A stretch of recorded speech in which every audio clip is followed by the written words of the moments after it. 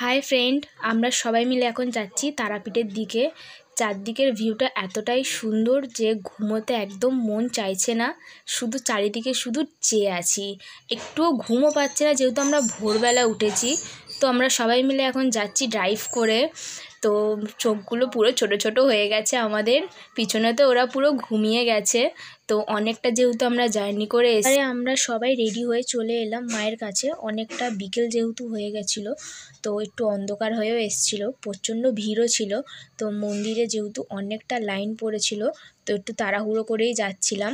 তো ভিড় এতটাই ছিল যে একটু ভিডিও করতে অসুবিধা হচ্ছিল, তো তবুও একটু মজা করে ভিডিও করলাম যেহেতু দোকানপাটগুলো খুলে গেছে, মায়ের মূর্তিগুলো সব সামনে বাঁধানো আছে, তো বেশ ভালোই লাগছিল।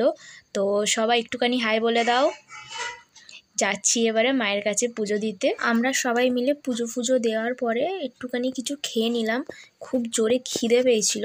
তো খেয়ে দিয়ে নিয়ে এবারে আমরা একটু তারাপীঠের শ্মশানের দিকে গেলাম।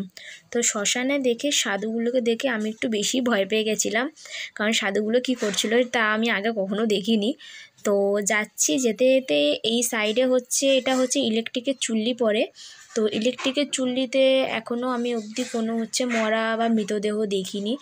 তো এবারে যাচ্ছি আস্তে আস্তে, তোমাদের পুরো শ্মশানটা ঘুরিয়ে দেখাবো।